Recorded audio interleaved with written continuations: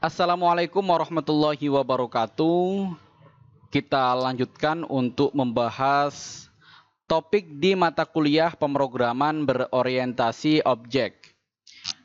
Kali ini yang kita pelajari adalah kita mengenal keyword atau kata kunci this yang saya beri tanda kutip. Tapi di pemrograman Java-nya tidak ada tanda petik ya, itu hanya tambahan saja untuk menekankan bahwa yang kita bahas adalah this. Ya, hanya this saja pada sebuah kelas. Baik.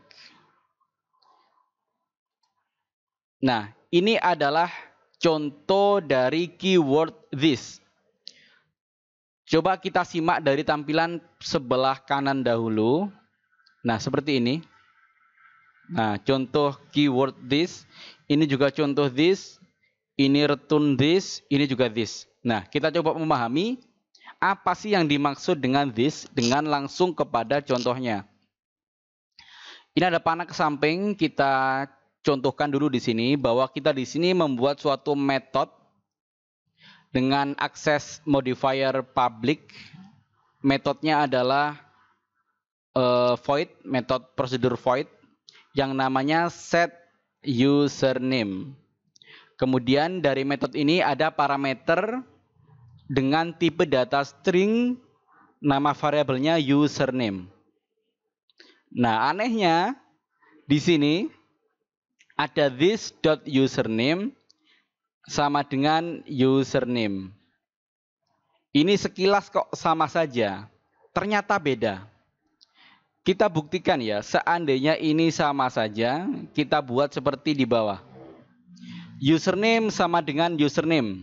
Bedanya adalah di sini kita tidak lagi menggunakan keyword this.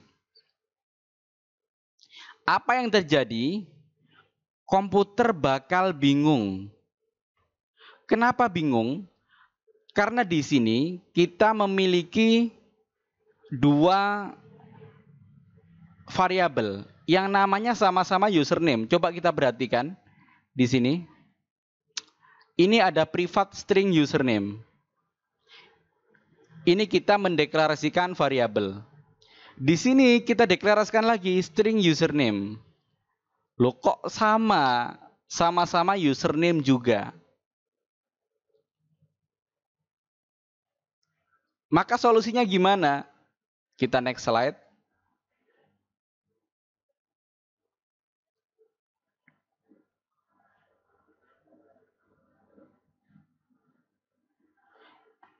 Ya, seperti ini ya penjelasannya. Tadi ada dua username. Satu username di sebelah sini, satu sebagai parameter di sini. Lantas username mana yang dimaksud? Tentu komputer akan bingung sendiri. Maka, untuk mencegah kebingungan seperti ini, keyword this akan berperan dengan sangat baik di sini untuk mencegah kebingungan dari bahasa pemrograman itu sendiri. Jika tetap dipaksa menggunakan seperti tadi tanpa this ya, maka akan ada lampu atau balon di sini, ada balon peringatan, ada pesan assignment to itself. Ada pesan assignment to itself. Ya dia apa ya, menggunakan dirinya sendiri gitu. Nggak bisa username sama dengan username. Tidak bisa dia mendefinisikan atau memberikan nilai kepada variabel yang sama. Ini bingung sendiri. Ini pasti sering pernah menjumpai ini nanti di pemrograman berorientasi objek. Maka solusinya adalah kita menggunakan this. Nah, itu latar belakang tadi masalahnya ya. Kenapa kok menggunakan this? Karena dimungkinkan ada variabel dengan nama yang sama. Kata kunci this digunakan sebagai referensi dari kelas itu sendiri. Maksudnya this artinya kelas itu sendiri.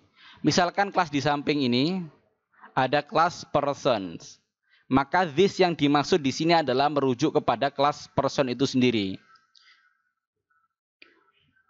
Maka di sini, this di sini maksudnya adalah dia akan mengambil variabel yang ada pada kelas person, yaitu string nama. Yang dimaksud adalah ini.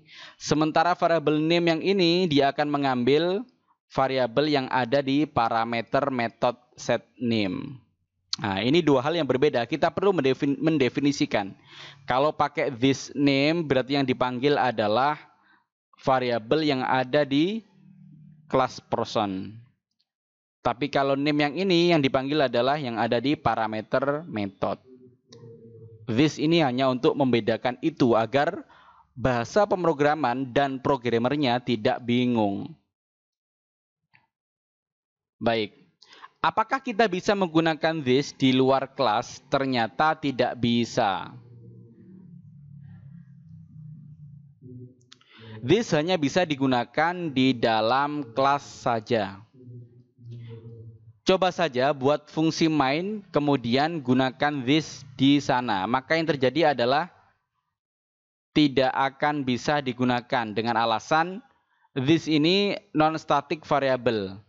Tidak bisa digunakan dalam metode statik. Seperti ini metode statik. Tidak akan bisa digunakan di sini. Tapi untuk metode yang tidak statik, ini tetap bisa. Seperti ini. Saya kira sangat simpel ya bagaimana menggunakan this. Anda bisa uji coba dengan membuat program Java yang mengimplementasikan keyword this dengan topik yang Anda ketahui. Terserah. Dan tutorial juga sangat banyak, tidak hanya tutorial yang saya buat aja. Juga banyak referensi lain seperti yang saya gunakan saat ini. Saya menggunakan referensi dari petanikode.com. Itu literatur atau referensi yang sangat mudah difahami. Akhirnya saya adopsi untuk bikin slide. Baik, tetap semangat bagi teman-teman yang belajar pemrograman berorientasi objek. Semoga ini mudah difahami. Dan Anda wajib untuk mempraktekannya langsung di NetBeans. Kalau hanya Anda tonton saja video ini, insya Allah mungkin saja ngerti tapi rawan lupa. Silakan tetap semangat. Saya akhiri, wassalamualaikum warahmatullahi wabarakatuh.